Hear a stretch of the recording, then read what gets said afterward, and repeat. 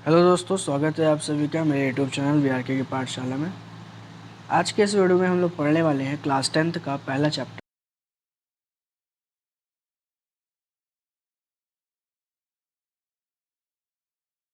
आपको सारे नंबर्स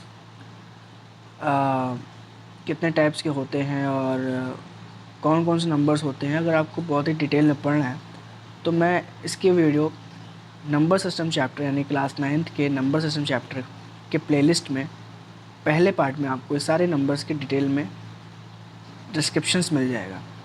तो आप मेरे यूट्यूब चैनल पर जाके नंबर सिस्टम चैप्टर का पहला पार्ट देख सकते हैं, जिसमें आपको सारे नंबर्स की नॉलेज हो जाएगी।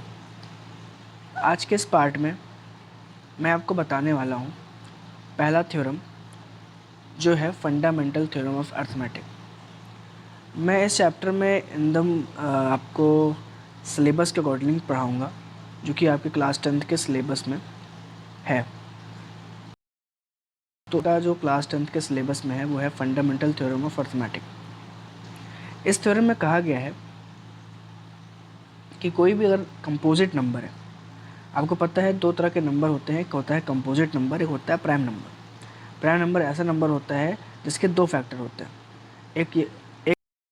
एक और एक वन होता है। और उसके अलावा जब हमें कोई नंबर मिलता है जिसके तीन फैक्टर या फिर तीन से ज़्यादा फैक्टर होते हैं, तो ऐसे नंबर को हम कंपोजिट नंबर कहते हैं। जैसे कि आपका हो गया 6 कंपोजिट नंबर है, 15, क्योंकि ये नंबर्स का आपको तीन से ज़्यादा फैक्टर या फिर तीन फैक्टर मिल जाएंगे। तो इस थ्योरम में कहा गया है कि कोई कंपोजिट नंबर है तो उसको हम प्रोडक्ट से सारे कंपोजिट नंबर को हम प्राइम नंबर के प्रोडक्ट के फॉर्म में लिख सकते हैं। जैसे कि कुछ एग्जांपल लेते हैं और मैं आपको समझाने की कोशिश करता हूँ कि इस थ्योरम में कहा क्या गया है।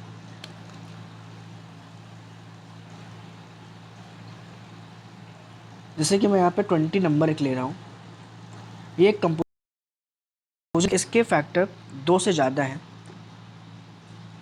और ये 2 से 5 से 4 से ऐसे बहुत सारे इसके फैक्टर हैं, इसलिए कंपोजिट नंबर है। तो इस 20 को अगर हम प्राइम नंबर के प्रोडक्ट में तोड़ना चाहें तो हम इसको प्राइम नंबर के प्रोडक्ट्स में लिख सकते हैं। तो मैं अगर इसके फैक्टर करूँगा, प्राइम फैक्टराइजेशन करूँगा, तो पहले 2 आएगा, फिर आपका 2 आएगा, यानी कि जब मैं इसका प्राइम फैक्टराइजेशन करूँगा, जो कि आपको पता होगा कि प्राइम फैक्टराइजेशन किसी भी नंबर का ऐसे करा जाता है।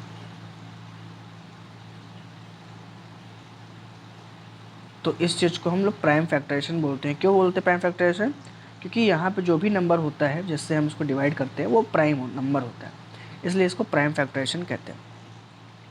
तो मैं 20 को जब प्राइम फैक्टराइजेशन किया तो मैंने देखा कि इन सारे नंबर को इंटू करने पे 20 आ रहा है।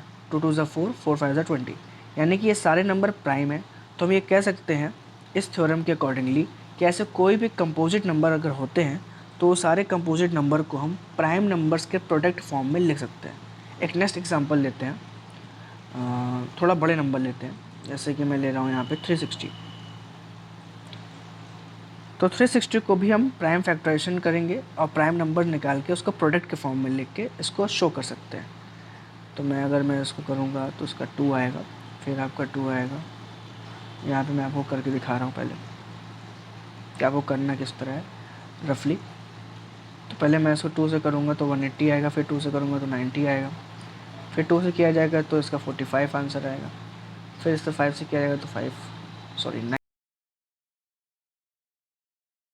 आते हैं। तो पहले 3 से करेंगे तो यहाँ पे 15 आएगा। आप बड़े से भी पहले कर सकते हैं, लेकिन मैं छोटे से ही स्टार्ट करता हूँ। तो 3 से करेंगे तो 15 आएगा, फिर 5 से करेंगे तो आपका 3 से करेंगे तो आपका 5 से करेंगे तो ये सारे प्राइम फैक्टर्स आ गए, जिसको आप इस नंबर को इसके प्रोडक्ट के फॉर्म में आप ले सकते हैं।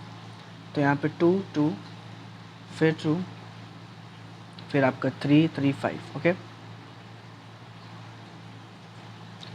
तो आप देख सकते हैं यहाँ पे 360 एक प्राइम फैक्टर है, सॉरी 360 एक कंपोजिट नंबर है जिसको हम प्राइम नंबर के प्रोडक्ट फॉर्म में शो कर दिया। तो इस थ्योरम का मोटिव यही था, फंडामेंटल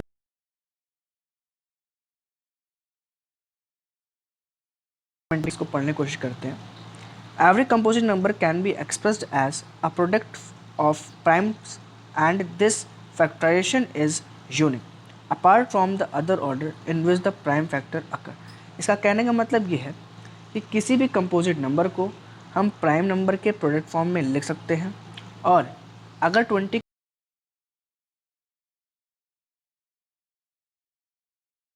का जो प्रोडक्ट है वो 2 × 2 × 5 है, तो एक 2 × 2 × 5 किसी और नंबर का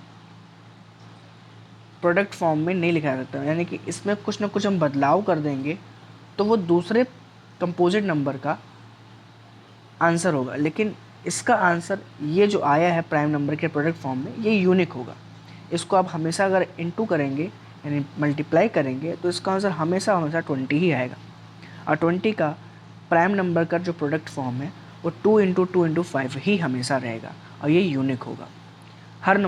हर कंपोजिट नंबर का जो आप हर कंपोजिट नंबर को जो आप एक्सप्रेस करेंगे product form of prime number के, वो हर कंपोजिट नंबर का यूनिक होने वाला है, यानी कि डिफरेंट होने वाला है। जैसे कि आप देख रहे हैं यहाँ पे 20 और 360 ये दोनों के जो प्राइम नंबर के प्रोडक्ट फॉर्म थे ये दोनों के डिफरेंट थे। ओके, तो हो सकता है आपको ये समझ में आया होगा। बढ़ते हैं अपने नेक्स्ट कॉन्सेप्ट की ओर, जिसको हम कहते हैं एलसीएम एंड एचसीएफ। ओके, देखिए ये पहला टॉपिक था फंडामेंटल थ्योरम ऑफ अर्थमेटिक, जो कि रियल नंबर में आपको पढ़ना था। अब मैं सेकंड टॉपिक आपको पढ़ाने वाला हूँ जो है एलसीएम और एचसीएफ, फिर उसमें एक फॉर्मूलेस आएंगे आपको वो देखने हैं। ओके, तो बढ़ते हैं नेक्स्ट टॉपिक की ओर। जैसे कि आपको पता है कि एलसीएम और एचसीएफ आप तो पढ़ चुके हैं, तो इसमें यूनिक चीज़ आपको क्या जाननी है मैं आपको आगे वीडियो में बताता जाऊँगा। तो देखिए एलसीएम और एचसीएफ अगर आपको डिटेल्ड पढ़ना है तो इसके लिए मेरी वीडियो बनी हुई है, वहाँ पे मैंने एलसीएम और एचसीएफ के डेफिनेशन के साथ साथ नंबर ऑफ़ वेज निकालने के, आपको पता है कि एलसीएम और एचसीएफ निकालने के बहुत सारे तरीके होते हैं, तो जितने भी तरीके होते हैं मैंने एक वीडियो सेपरेट बनाई है एलसीएम एचसीएफ की। मैंने वहाँ पे सारे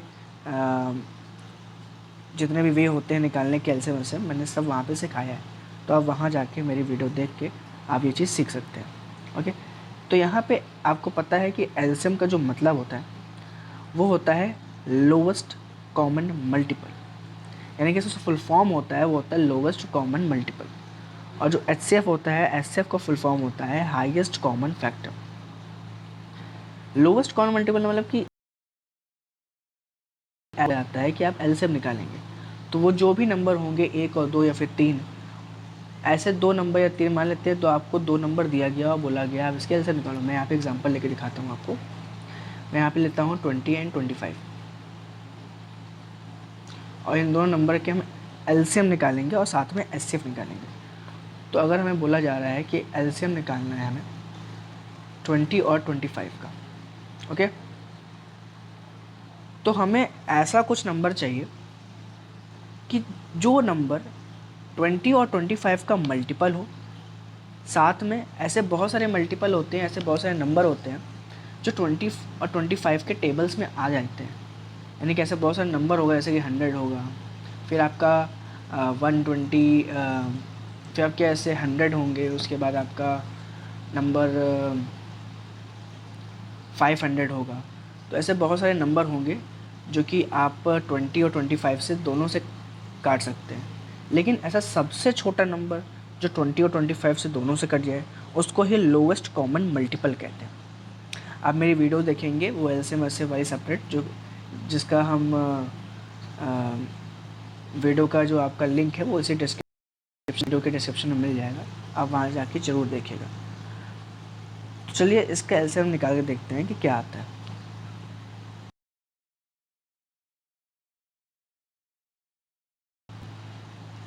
तो यहाँ पे 20 और 25 का एलसीएम निकालने के लिए हम 20 का और 25 का दोनों का पहले हम प्राइम नंबर के फॉर्म में लिखेंगे, उसको प्राइम नंबर के प्रोडक्ट फॉर्म में एक्सप्रेस करेंगे। तो 20 को जब हम प्राइम नंबर के प्रोडक्ट फॉर्म में एक्सप्रेस करते हैं तो आता है 2 × 2 × 5, जैसा कि मैंने आपको ऊपर करके दिखाया था। 25 का हम करेंगे तो आपका 5 × 5 आएगा। तो हमने 20 और 25 को दोनों को ही एक्सप्रेस कर दिया प्राइम नंबर के प्रोडक्ट के फॉर्म में। अब हमें अगर एलसीएम निकालना होता है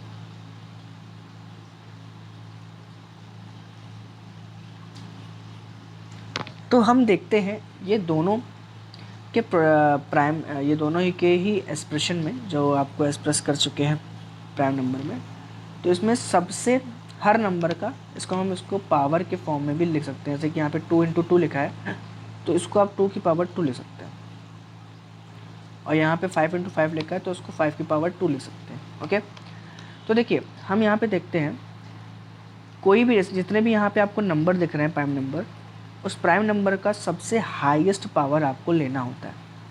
फिर वो चाहे दोनों में हो या ना हो, अगर किसी एक में भी है तो वो आपको लेना होता है। जैसे कि यहाँ पे 2 दोनों में नहीं है लेकिन यहाँ पे है, और 2 की सबसे हाईएस्ट पावर इसमें है 2 की पावर 2, तो यहाँ पे मैं 2 की पावर 2 ले लूँगा। फ़िलहाल यहाँ पे 2 आपका नहीं है, इस वाले नंबर में 25 में आपका प्राइम नंबर के प्रोडक्ट फॉर्म में 2 नहीं है, लेकिन फिर भी हमें अगर एक जगह पे 2 की पावर कुछ दिख रही है और वो सबसे हाईएस्ट पावर उस नंबर में है तो हम उसको उठा के लिख लेंगे। अब नेक्स्ट पार्ट में देखिए यहाँ पे 5 है, यहाँ भी 5 है, लेकिन इसमें ख़ास बात यह है कि यहाँ पे 5 की पावर 1 है और यहाँ 5 की पावर 2 है। तो मैंने क्या कहा था, जितने भी नंबर आपको दिए जाएँ उसका आपको अगर एलसीएम निकालना है तो वो जितने भी प्राइम नंबर उसमें हैं 2 या 3 किसी भी नंबर में, उसके आपको हाईएस्ट पावर वाले नंबर को उठा लेना है। तो यहाँ पे मैं 5 की पावर 1 और 5 की पावर 2 में से 5 की पावर 2 को यहाँ पे लिख लूँगा। फिर इसका कर देना है आपको इनटू, यानी कि इसका प्रोडक्ट कर देना है। तो 2 की पावर 2 यानी 4 और 5 की पावर 2 यानी कि 25। 4 × 25 का आंसर आपका आ जाएगा 100, यानी कि इस दोनों का जो एलसीएम आपका आया है वो आपका 100 आ गया है। ओके, इसी तरह हम एचसीएफ निकालेंगे और सीखेंगे कि एचसीएफ क्या होता है।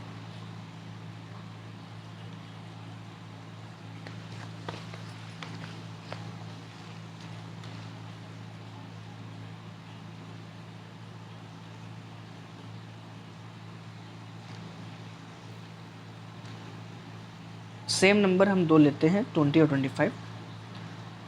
अभी मैंने देखा था यहाँ पे 20 का जो आपने एक्सप्रेस किया था प्राइम नंबर के प्रोडक्ट फॉर्म में, तो 2 × 2 × 5 आया था, और 25 का आया था 5 × 5, यानी कि इसको हम 5 की पावर स्क्वायर ले सकते हैं और इसको हम ले सकते हैं 2 की पावर 2। ओके, तो आप थोड़ा सा सीनियर क्लास में आ गए हैं तो आप उसको आप डायरेक्टली इस तरह लिख सकते हैं और ये सब आपको आता हो।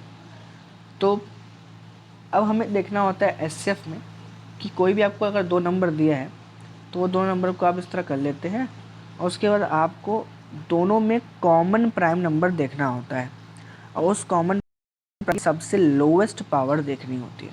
जैसे कि यहाँ पे 2 है लेकिन यहाँ पे 2 कहीं पे नहीं है, इसका मतलब है कि हमें 2 को तो नहीं लेना है, क्योंकि हाईएस्ट कॉमन फैक्टर में कॉमन वर्ड आता है वो भी फैक्टर के साथ। तो इसका फैक्टर तो आपका 2 और 5 है, इसका भी फैक्टर आपका 5 है, लेकिन इन दोनों में 2 नहीं है तो हम 2 को नहीं कंसिडर करेंगे।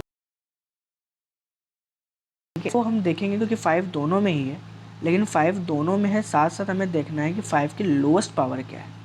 तो 5 की जो लोवेस्ट पावर है वो है 1, तो यहाँ पे हम 5 की पावर 1 ले लेंगे, यानी सिर्फ 5 भी लिख सकते हैं और कुछ इसमें प्राइम नंबर नहीं है। तो हमारा जो आंसर है यहाँ पे एचसीएफ 20 और 25 का वो आपका आ जाता है 5। ओके, तो यानी कि आपको एलसीएम में प्राइम नंबर का हाईएस्ट पावर लेना है, साथ ही अगर दोनों में प्राइम नंबर कोई ना हो लेकिन किसी एक में भी हो तो उसके हाईएस्ट पावर को आप कंसिडर करके लिख सकते हैं आंसर में। एचसीएफ में ये ज़रूरी है कि कोई नंबर अगर आप उठा रहे हैं एचसीएफ के लिए तो वो दोनों में ही होना चाहिए। जैसे कि यहाँ पे 2 था, यहाँ पे 2 नहीं था, तो मैंने 2 यहाँ पे नहीं लिया। उसका सबसे लोवेस्ट पावर आपको देखना है दोनों में से कहाँ पे है। जैसे कि यहाँ पे आपका 5 की पावर 1 थी, 5 की पावर 2 थी, तो मैंने 5 की पावर 2 लिया, 5 की पावर 1 लिया। तो ये आपको ध्यान देना होगा, जिससे आप HCF LCM निकाल सकते हैं। यहाँ मैंने 2 नंबर का आपको एग्ज़ाम्पल लेके बताया, आप 3 नंबर के एग्ज़ाम्पल भी लेके कर सकते हैं, 4 नंबर के लिख कर सकते हैं। और अगर आपको इसको डिस्क्राइब करना है HCF LCM, तो आप मेरे यूट्यूब के वीडियो, जिसका लिंक मैं आपको इस वीडियो के डिस्क्रिप्शन में दे दूँगा, वहाँ जाके अच्छे से पढ़ सकते हैं। फ़िलहाल आपको बताऊँ, एक फॉर्मूला आपके क्लास 10th में इस चैप्टर में जो कि आपके एग्ज़ाम में आते हैं, वो फॉर्मूला है एलसीएम। कोई भी मैं आप 2 नंबर कंसिडर कर लेता हूँ, P और Q, कोई भी 2 नंबर है उसका एलसीएम उसी 2 नंबर का HCF इक्वल होगा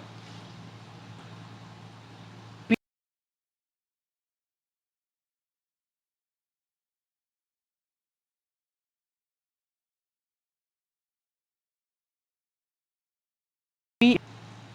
यानी कि जो 2 नंबर मैं कंसिडर करा था, यहाँ पे मुझसे कहा गया था अगर P और Q का एलसीएम निकालो, HCF निकालो, तो मैंने PQ का एलसीएम निकाल दिया, फिर मैंने PQ का HCF निकाल दिया, और ये निकालने के बाद एक फॉर्मूला बनाया गया, ऑब्ज़र्व करके एक फॉर्मूला बनाया गया कि जो 2 नंबर का आपका एलसीएम HCF का प्रोडक्ट इक्वल होगा 2 नंबर के प्रोडक्ट के बराबर।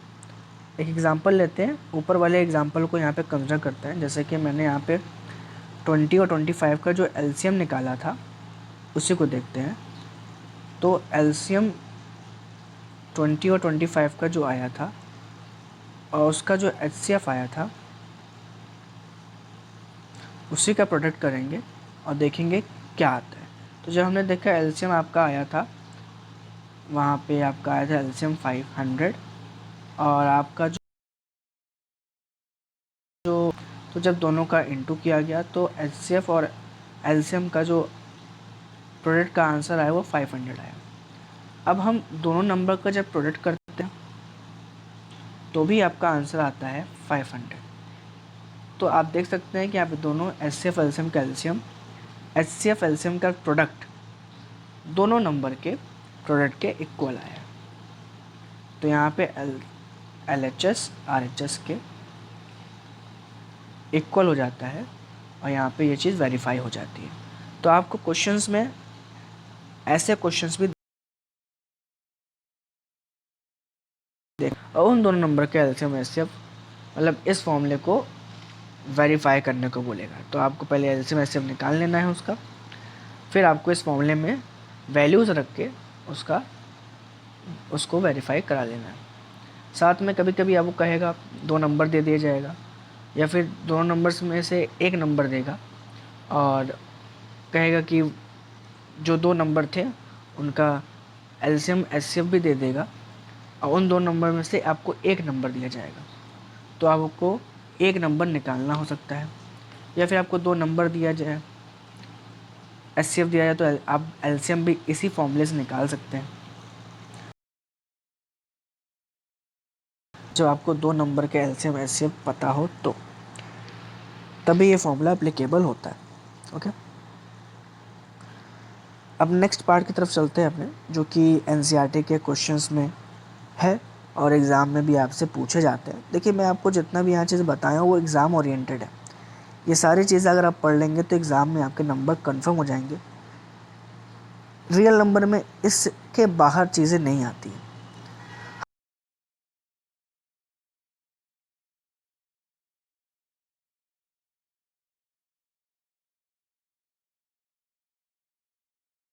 हाँ, ऐसे इंपॉर्टेंट क्वेश्चन कराऊंगा, ऐसे इंपॉर्टेंट या फिर प्रीवियस ईयर के क्वेश्चंस कराऊंगा जो आप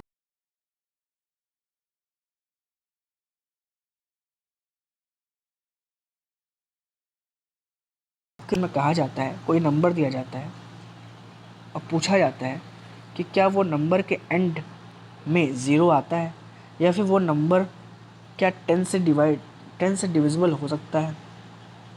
तो सीधी सी बात है, जो नंबर 10 से डिविजिबल होता है उसके एंड में 0 आता ही आता है। जैसे कि आप 10 का टेबल अगर पढ़ेंगे तो 10, 20, 30, 40, 50 लास्ट के यूनिट डिजिट में आपको उनके मल्टीपल में यूनिट डिजिट में आपको ज़ीरो ही दिखने वाला है।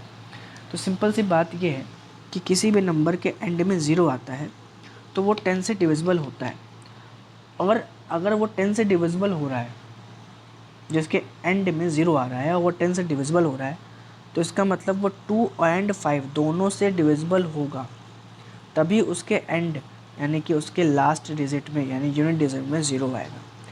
तो ऐसे ही क्वेश्चन आपके एग्ज़ाम में दिया जाता है। जैसे कि आपके एनसीईआरटी के बुक्स में एक क्वेश्चन है, उसमें क्वेश्चन मुझे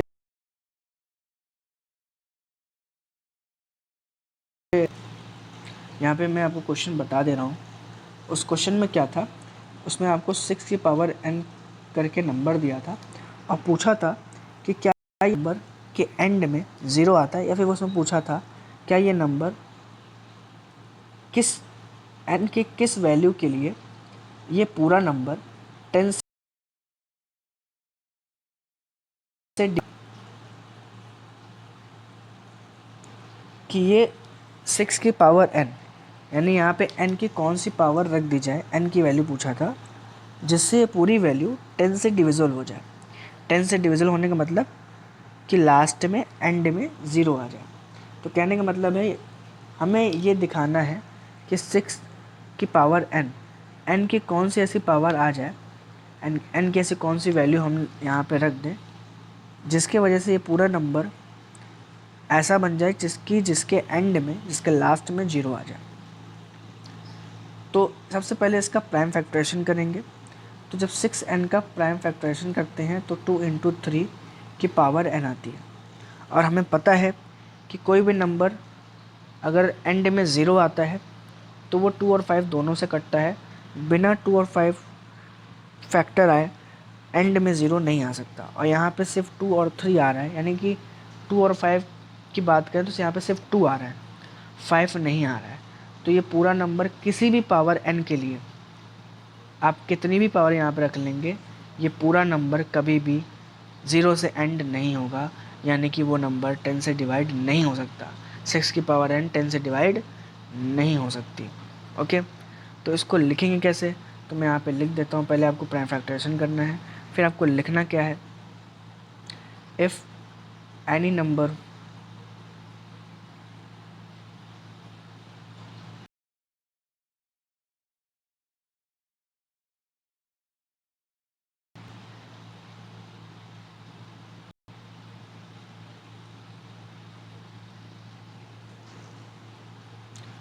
ends with 0, it should be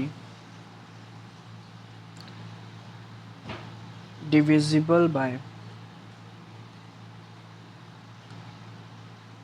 10, so it must be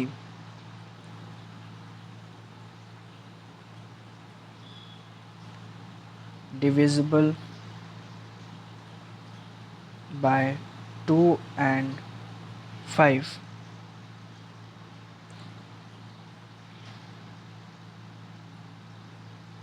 इसके बाद आपको इसको यहाँ लिखना है। क्या करना है, since prime factorisation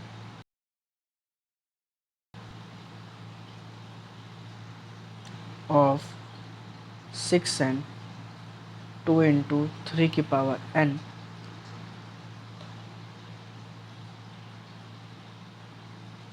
it can be observed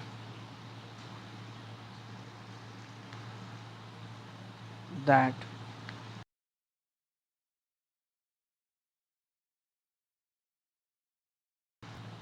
the prime factorization of 6n, therefore 6 की power n can't and with digit 0। तो आपको डिस्क्राइब में पूरा इस तरह क्वेश्चंस को करना पड़ेगा जिससे आपको नंबर मिल जाएगा। तो यहाँ पे मैंने आपको इस वीडियो में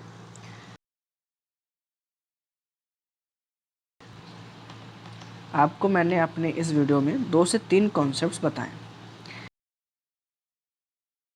अगर आप पढ़ लेंगे, इस पर प्रैक्टिस कर लेंगे, तो इसके बाहर आपके एग्जामिनेशंस में नहीं पूछे जाते हैं। बस इतने ही कॉन्सेप्ट्स होते हैं। हाँ, इसकी एक वीडियो और आएगी जो कि एग्ज़ाम में ऐसे वो क्वेश्चन तो एग्ज़ाम में पक्का ही आता है, बट नंबर चेंज हो जाते हैं, और ये सब भी आपके एग्ज़ामिनेशन में श्योर शॉट आते हैं, कंफर्म आते हैं। और एक इसके बाद जो वीडियो आने वाली है उसमें मैं आपको बताऊंगा कोई भी नंबर अगर इरेशनल नंबर है तो उसको कैसे प्रूव किया जाए कि वो इरेशनल है। वो क्वेश्चन भी आपके 2 या 3 मार्क्स के कंफर्म एग्जामिनेशन में पूछे जाते हैं। या तो रूट 2 पूछ लेता है, या तो रूट 3 पूछ लेता है, या तो रूट 5 पूछ लेता है। इनमें से ही कुछ ना कुछ आपका पूछ लेता है। आज के लिए इस वीडियो में बस इतना ही। आप इस वीडियो को बार बार देखिएगा। अगर आपको नहीं समझ में आएगा तो आप इसको बार बार देखेंगे तो आपको ये समझ में आ जाएगा। मिलते हैं अपने नेक्स्ट पार्ट में। जय हिंद।